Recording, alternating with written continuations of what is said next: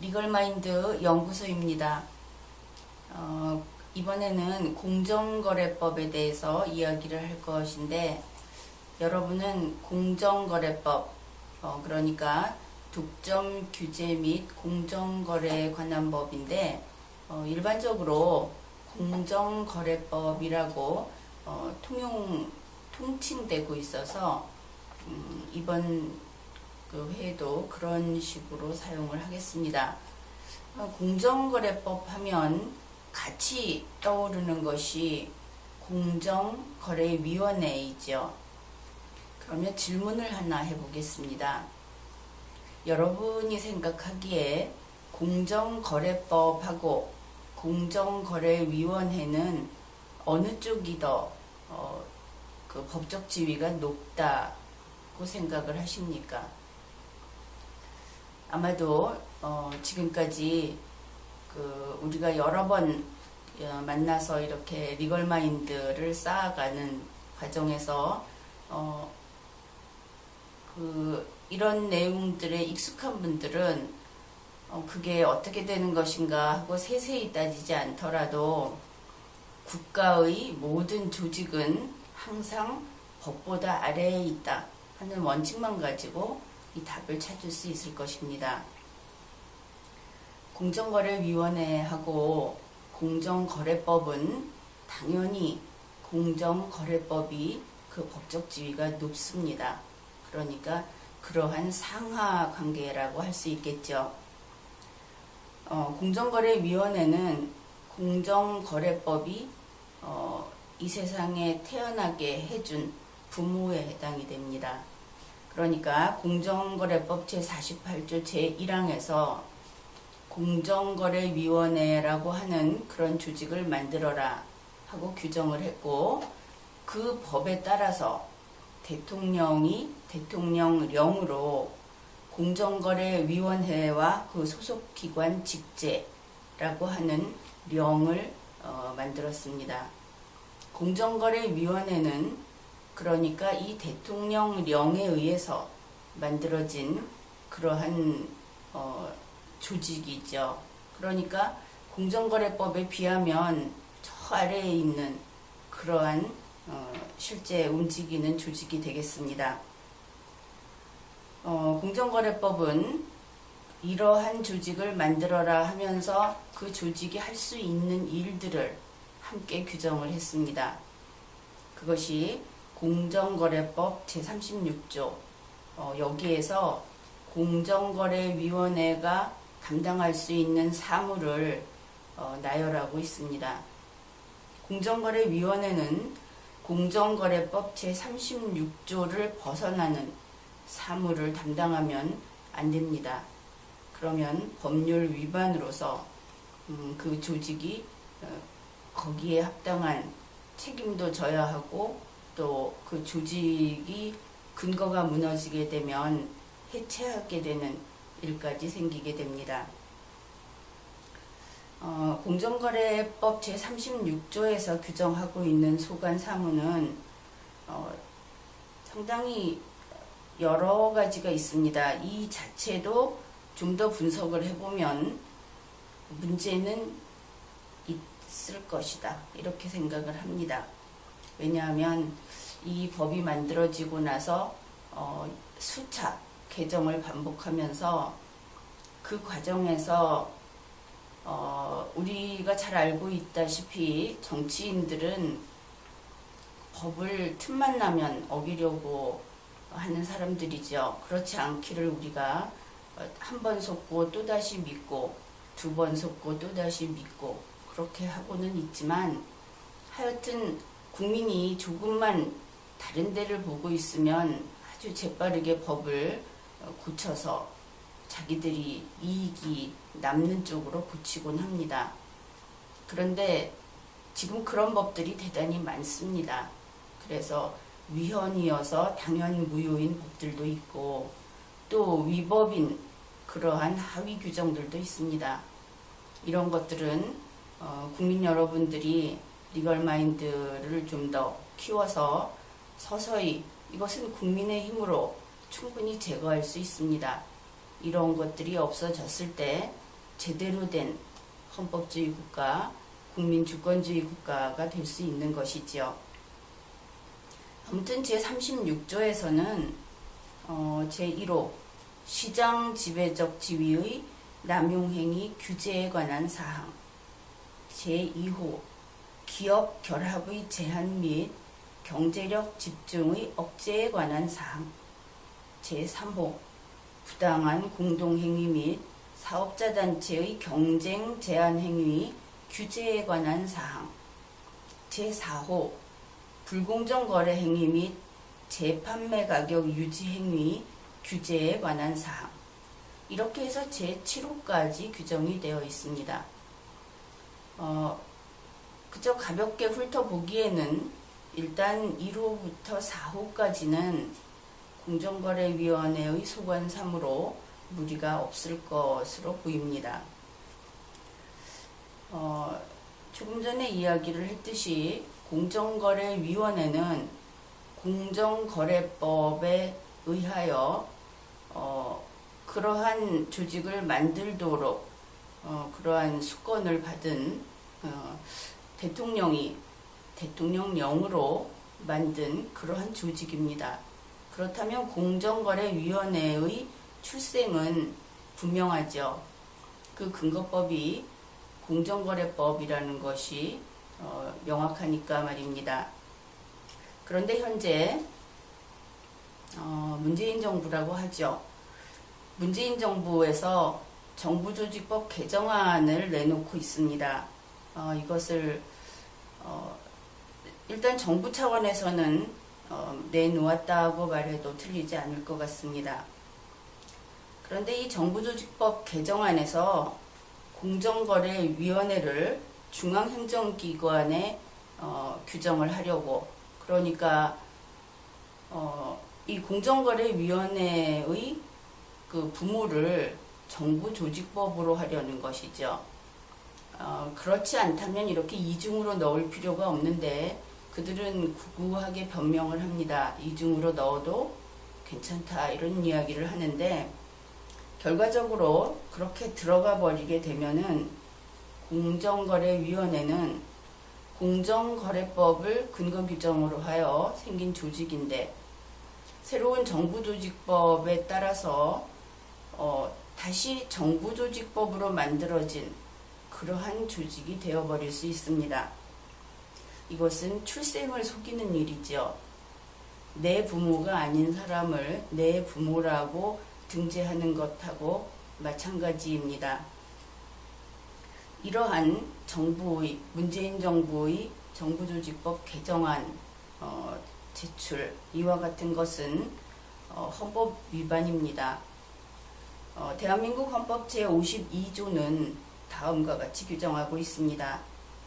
국회의원과 정부는 법률안을 제출할 수 있다. 그런데 정부가 법률안을 제출할 수 있도록 해놓은 것은 이와 같이 공정거래위원회를 그 출생을 속이는 그러한 일을 하라고 권한을 부여한 것이 아닙니다. 이것은 권한을 남용한 것이고, 그리고 헌법을 위반하는 것이죠. 그래서 이 점에서 이 행위는, 정부조직법 개정안을 제출하는 행위는 헌법을 위반한 행위다 하는 것을 한 가지 확인하고 다음 이야기를 계속하기로 하죠. 공정거래위원회 홈페이지에 가면 자기들이 어떤 조직인지 잘 설명을 해놓고 있습니다. 일부를 소개하면 이렇습니다. 공정거래위원회는 독점 및 불공정 거래에 관한 사안을 심의 의결하기 위해 설립된 국무총리 소속의 중앙행정기관이자 합의제 준사법기관이다, 이렇게 설명을 하고, 그 다음에 공정거래 제도가 무엇인지도 설명을 하고 있습니다.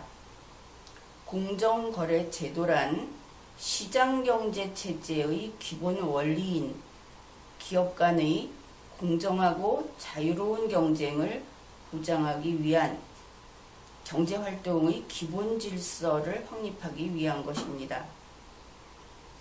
시장경제체제라는 말은 앞에 생략된 것이 자유이지요.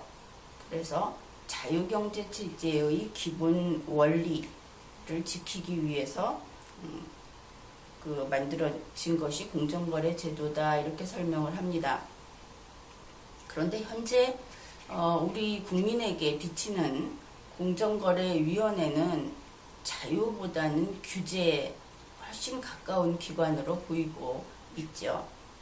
자기들 스스로를 설명하고 있는 이 부분에서도 서로 충돌을 일으키고 있는 것입니다. 내내 그 홈페이지에서는 공정거래위원회의 주요 기능을 몇 가지 소개를 합니다. 그 중에서 가장 중요하고 가장 처음에 소개하고 있는 것이 경쟁 촉진입니다. 자유경제체제, 공정거래위원회에서는 자유시장경제라고 하였지만 우리 대한민국 헌법에서는 자유경제체제를 규정하지요. 자유경쟁체제에서 자유경제체제에서 그 경제가 생동감 있게 살아 움직이는 것은 바로 가격기고 시장의 활성화이죠.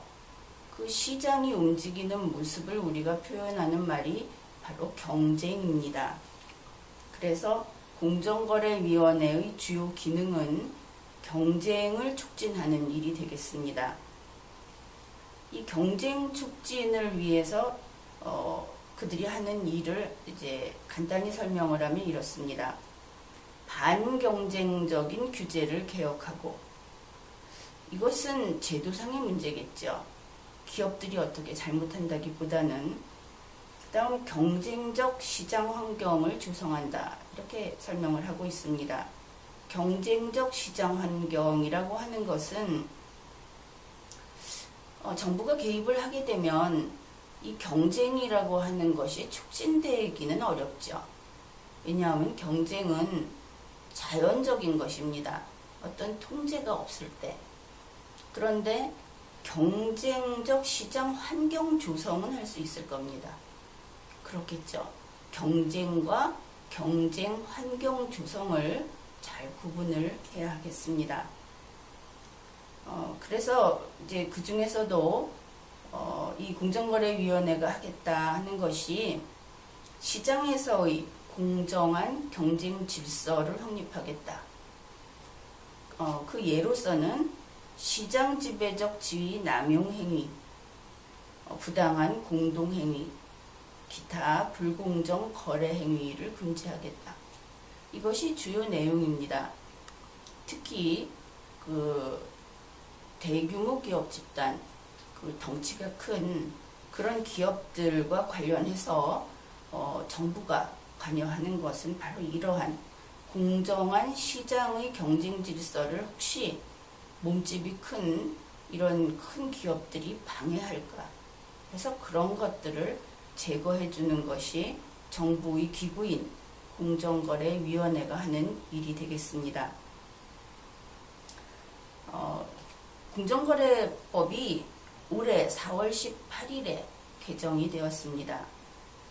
그런데 이 개정된 공정거래법은 강한 규제적 색채를 띠고 있어서 전문가들은 걱정을 많이 하고 있습니다. 4월 18일에 개정된 이 법 제14조 제1항에서는 이러한 내용을 규정하고 있습니다. 제14조는 상호 출자, 제한, 기업 집단 등의 지정 등 이러한 조문 제목이 붙어 있는데 공정거래위원회가 수많은 기업 중에 어떠한 기업 집단, 일정한 기업 집단을 선별을 해가지고 그것을 공시대상 기업 집단으로 지정을 하겠다. 그렇게 규정을 하고 있습니다. 이름은 굉장히 길고 복잡한데 1단계 감시 대상이다 이렇게 이해하면 될 것입니다. 그 다음에 그 1단계 감시 대상인 공시대상 기업 집단 속에서 다시 그 기준을 정해서 상호 출자 제한 기업 집단을 지정하겠다. 이것은 좀 더 강한 2단계 감시 대상 기업 집단을 리스트화하는 것이죠. 이것이 공정거래법 제14조 제1항의 내용입니다. 그러면은 이 공정거래법이 규정해서 1단계, 2단계 감시 대상으로 하는 기업은 어떤 기업들이 있는가? 2016년 4월을 기준으로 자산총액이 10조 원 이상인 기업 집단들이 있습니다. 여기에는 선두에 삼성, 현대자동차, SK, LG, 롯데, 포스코 뭐 이런 식으로 들어있고, 이 중에서 제일 끝에는 끄트머리에는 S51, 대우건설, 영풍까지 들어있습니다. 그 이하 자산총액이 10조 원 이하인데 5조 원 이상인 기업 집단으로는 하림, 한국타이어, 한진중공업, 이랜드, 태광 이런 것들이 있고, 가장 마지막 단계 5조 원 근처에 있는 회사 기업 집단은 한솔, 카카오, 아모레퍼시픽 이런 집단들이 있습니다. 그래서 공정거래법 제14조 제1항은 조금 전에 1단계 감시 대상이라고 했죠. 방금 이야기한 5조 원 이상부터 10조 원 이상까지 그 이상으로 되는 기업 집단들 가운데 일단 이들은 다 1단계 감시 대상에 들어갈 확률이 높습니다. 그래서 거기에 들어간 들어간 기업 집단을 공시 대상 기업 집단이라고 하고, 그 속에서 2단계 감시 대상인 상호 출자 제한 기업 집단을 다시 지정을 하는 것입니다. 그러면 이들 1단계, 2단계 감시 대상에 들어있는 이 많은 우리나라의 크다 하는 기업 집단은 망라하고 있죠. 이들이 거기에 들어가게 되는 그 지정 기준이 무엇일까? 그것을 생각해 봅시다.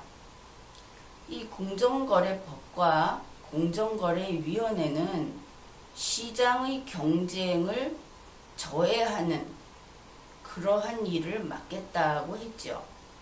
그러면 이 감시 대상은 아마도 시장의 경쟁을 방해하는 짓을 한 나쁜 기업 집단일 것이다.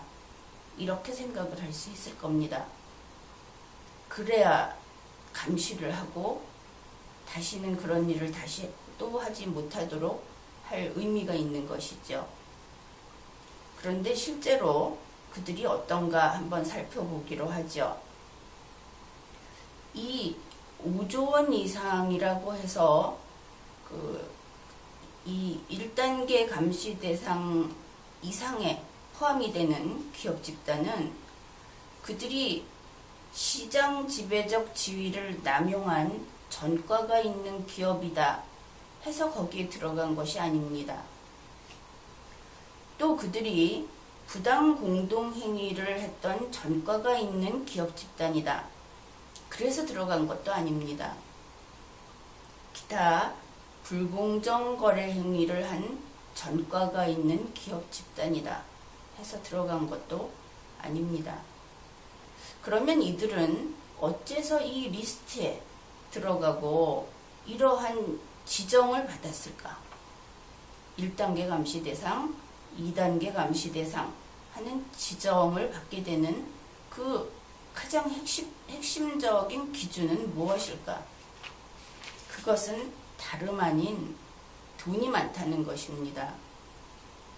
자산 총액이 5조 원 이상이라는 이유로 그들이 과거에 시장의 경쟁 질서를 깨뜨린 적이 있어서 정부가 그들을 감시해야만 하는 그러한 이유가 있는 것이 아니라 그냥 자산이 5조 원 이상이다 하는 것으로 감시하겠다 그러는 것이죠.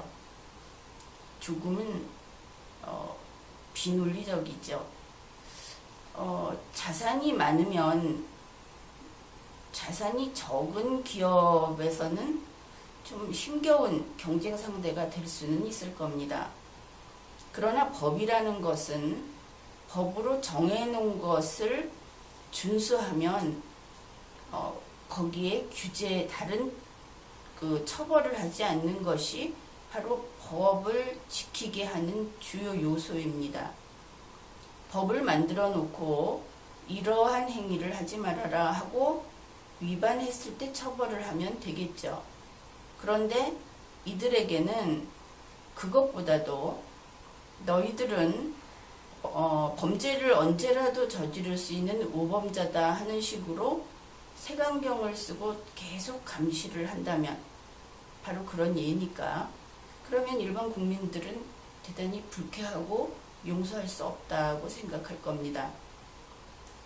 그러나 우리들은 그동안 돈이 많은 그러한 흔히 말하는 일상 용어로 대기업이니까 그들은 좀 그런 취급을 받아도 돼 하면서 우리 국민들이 무관심했던 것이 사실이죠.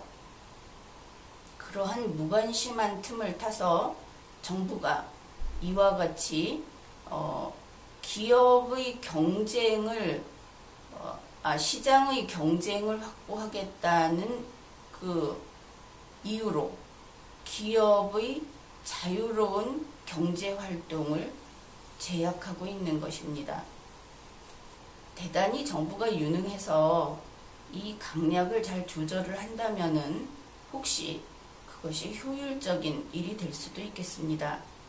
그러나 이번에 개정한 법률은 문제가 많이 있기에 다루게 된 것이죠.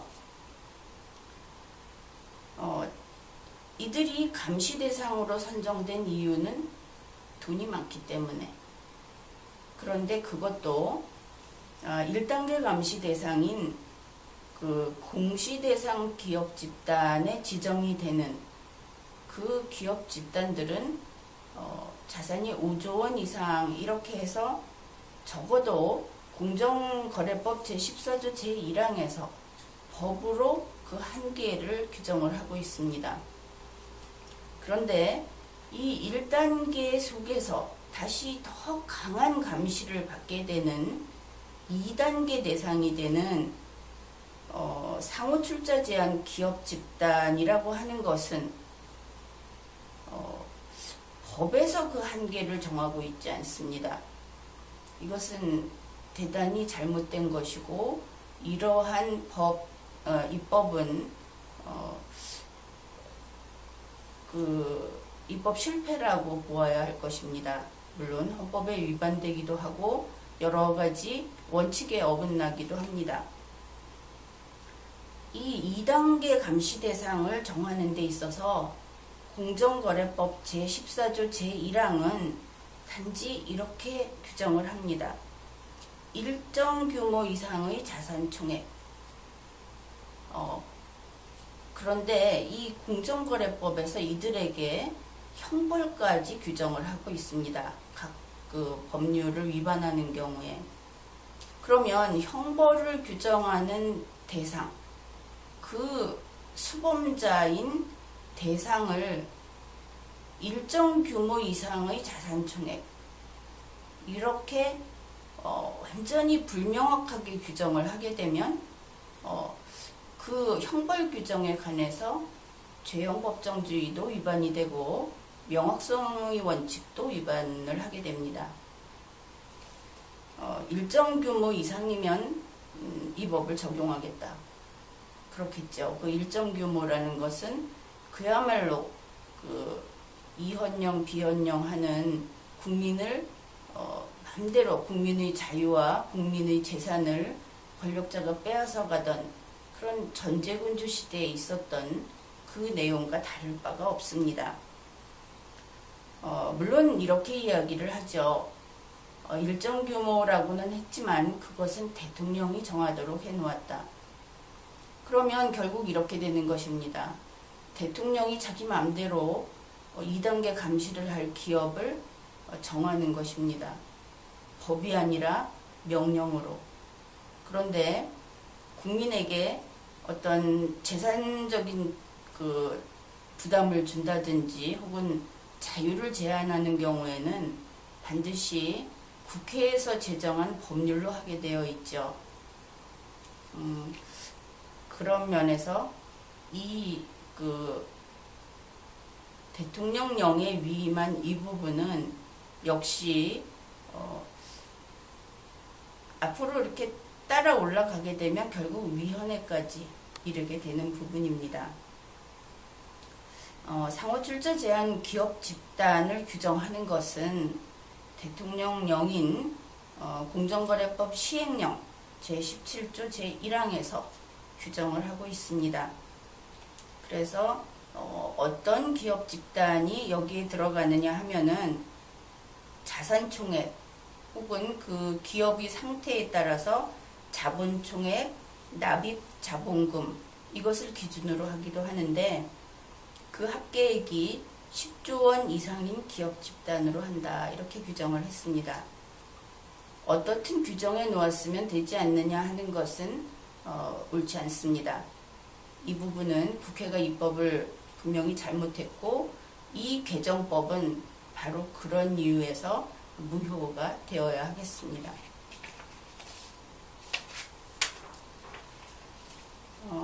올해 4월 18일 개정된 공정거래법 제14조 제4항에는 다음과 같은 규정이 있습니다. 공정거래위원회는 회사 또는 해당 회사의 특수관계인에 대하여 제14조 제1항에 따른 기업 집단의 지정을 위하여 일정한 자료 제출을 요청할 수 있다.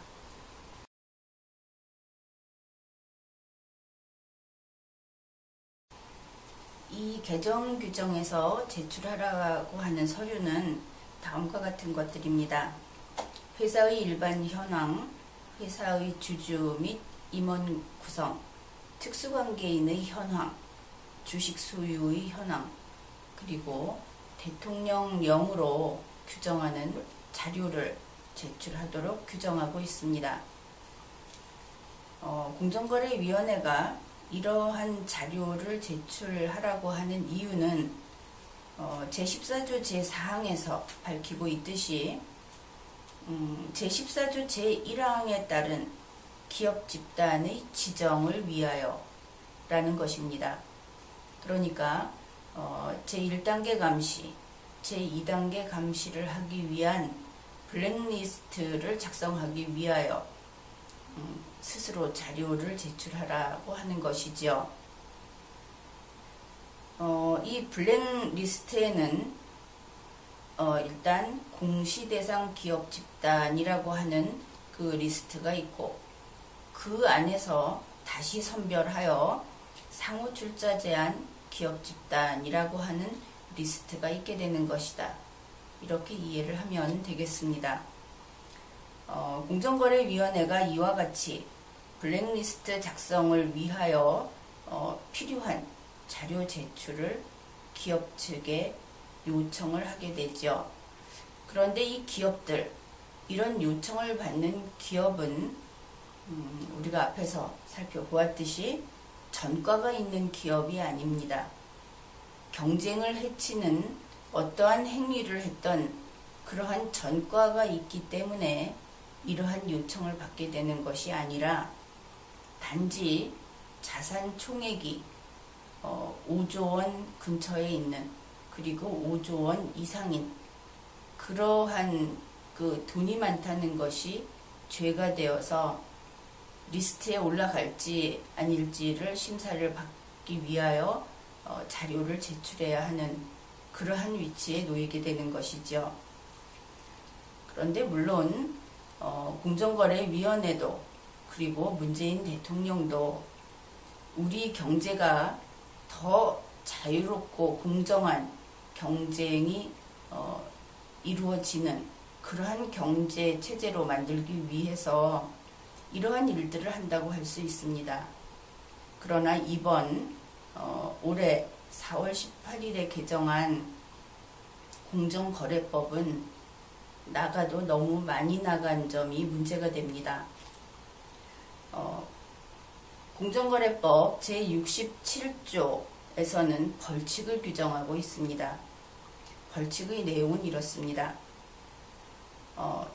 다음 각호의 어느 하나에 해당하는 자는 2년 이하의 징역 또는 1억 5천만 원 이하의 벌금에 처한다. 여러분도 잘 알고 있겠지만 징역은 물론 신체형입니다. 벌금에 대해서는 좀 구분을 해 두어야 하는 것이 벌금과 과태료는 다릅니다. 벌금은 반드시 재판을 통해서 벌금이라고 하는 형벌로서 부과되는 것입니다. 따라서 이 벌금과 징역이라고 하는 두 가지 다 형벌이라는 것이죠. 이 제67조에서 제7호가 바로 지금 이야기하고자 하는 그 주된 내용인데 7호는 다음과 같습니다. 제14조 제4항에 따른 자료 요청에 대하여 정당한 이유 없이 자료 제출을 거부하거나 거짓의 자료를 제출한 자.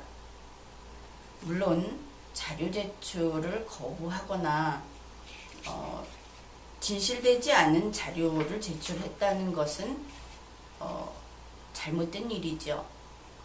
그런데 그러한 행위를 하였다는 사실만으로 형벌을 부과할 수 있는 것인가? 이것은 법적인 측면에서는 대단히 중대한 문제입니다. 다시 한번 이 내용들을 살펴보죠. 그러니까 문재인 대통령의 정부에서 그 문재인 대통령의 대통령령에 의해서 만들어지고 움직이는 공정거래위원회가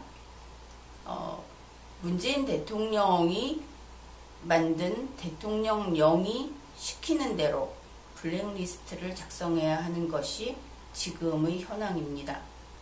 그런데 그 블랙리스트를 작성하려면 일단은 심사를 해야 되겠죠.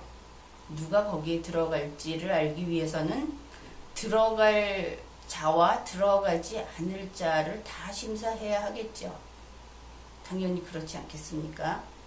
그래서 그 심사를 하기 위하여 기업 집단에게 자료를 제출하라고 하는 것입니다.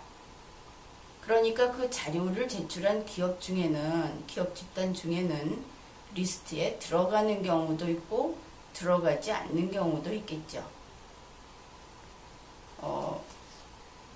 그러니까 결국은 여기에 자료를 제출한다는 일은 문재인 대통령의 부하인 공정거래위원회가 하는 어떤 사무, 그 사무에 협조를 한다는 의미가 될 것입니다. 그런데 거기에 협조하지 않으면 형벌을 부과하겠다고 하는 것이죠. 거기에 협조하지 않고 그 규정을 위반하면 징역 그리고 벌금이라고 하는 형벌을 부과하겠다. 결국은 이 내용들은 대통령 마음대로 그 기준을 정합니다. 모든 것이 대통령령에 따라서 단지 하나 자산 총액이 5조 원 이상일 때 그러면 공시대상 기업 집단의 후보가 될 수 있다는 것 이외에는 나머지는 모두 다 대통령령에 따르게 되어 있습니다. 예를 들어 공시대상 기업 집단을 지정하는 과정을 한번 살펴보죠. 대통령령에 따라 자산 총액을 계산합니다. 어떤 기업이 가령 5조 원 이상의 자산이다. 그런데 그 자산을 계산하는 방법이 다양하지 않겠습니까? 그 계산하는 기준을 대통령이 정합니다. 그것이 대통령령으로 규정한다의 의미이죠. 그 다음에 그 자산 총액을 산정한 다음에 거기에서 5조 원 이상인 기업 집단을 분류해 내겠죠. 역시 대통령령에 의해서 합니다.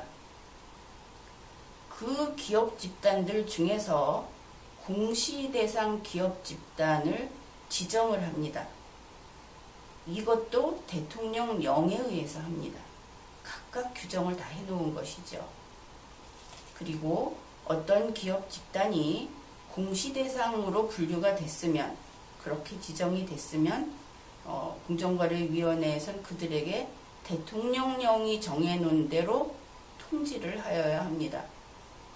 지금까지 보면 이 공시대상 기업 집단으로 지정이 되고 통지를 받기까지의 과정이 자산총액 5조 원 이상을 제외하고는 모두 대통령령에 의해서 되어 있습니다.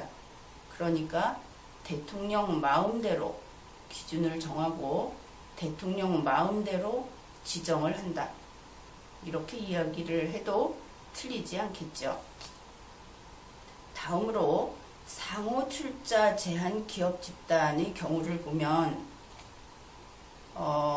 우선은 앞에서 공시대상 기업 집단으로 정해놓은 그들이 있겠죠.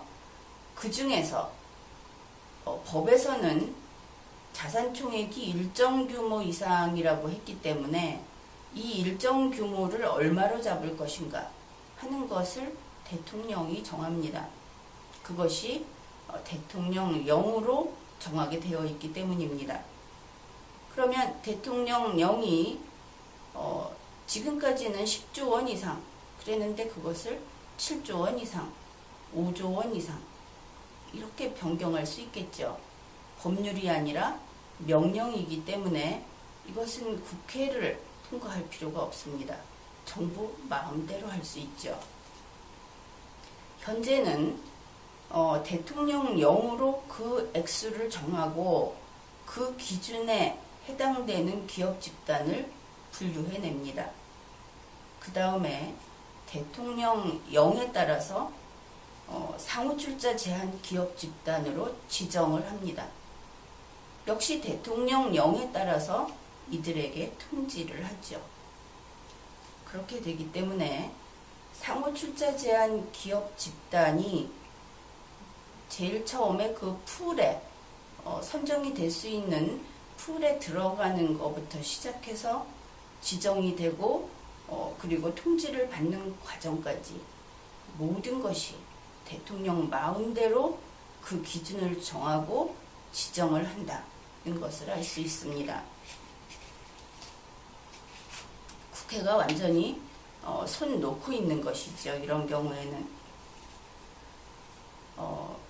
이러한 그 모든 것을 대통령의 대통령이라고 하는 한 국가 기관 안에 모든 것을 밀어주면 전제 정치가 따로 없겠죠. 이것이 큰 문제인 것입니다. 그러면은 공정거래위원회에서 이 기업 집단이 자료 제출을 제때 하지 않고 협조를 하지 않으면 대단히 곤란해지는 것인가? 그것도 한번 생각을 해보죠. 공정거래위원회는 조사를 합니다. 수사가 아닌 것입니다. 그들은 수사를 한다고 용어를 쓸 수는 있지만 엄연히 그것은 사법 절차의 수사는 될 수 없습니다. 대한민국 헌법은 삼권이 분리되어 있도록, 그래서 집행정부는 사법정부의 그 통치권을 행사할 수 없습니다. 공정거래위원회에서 조사는 어떤 조사를 하는가?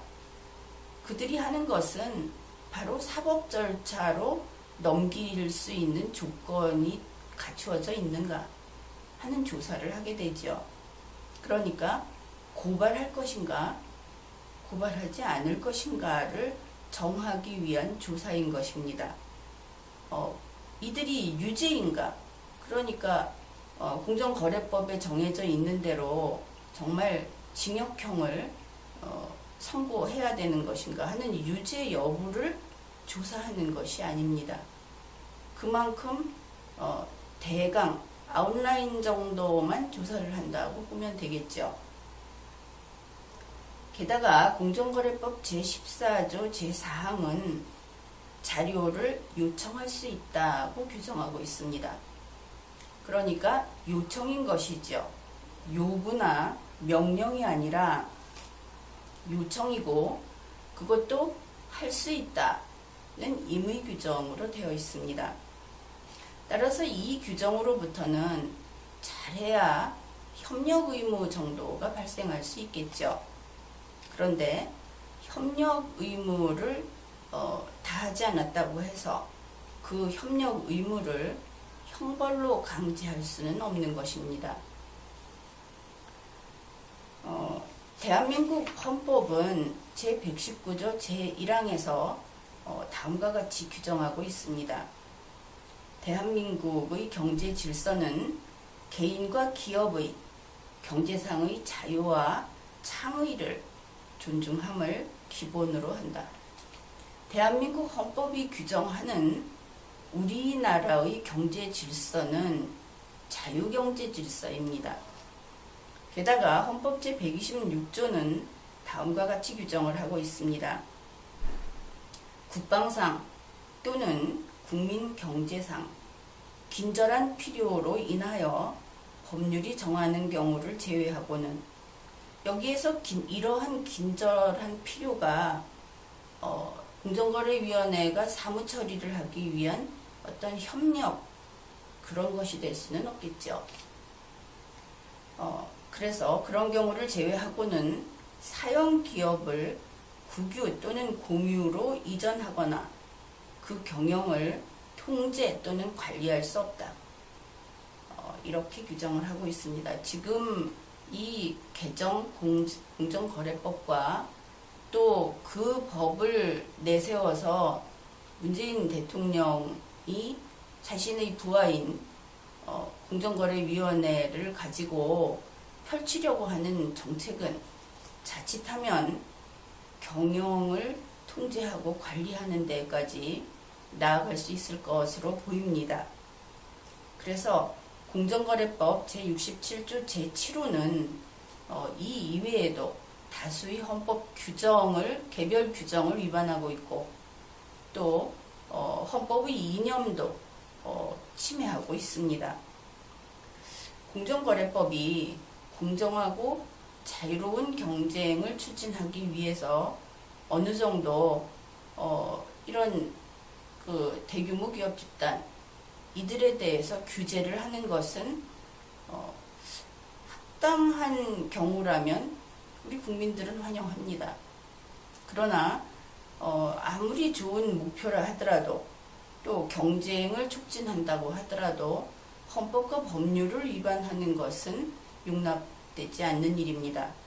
게다가 이와 같은 일을 통하여 헌법이 규정하고 있는 입법정부와 집행정부가 융합을 하는 현상을 보인다든지 혹은 헌법이 부여하지 않은 권한을 행사함으로써 집행정부가 다시 말해서 대통령의 권한이 비대해져서 점점 커지게 된다든지 그것을 다른 말로 표현하면 독재 혹은 전제정치라고 합니다.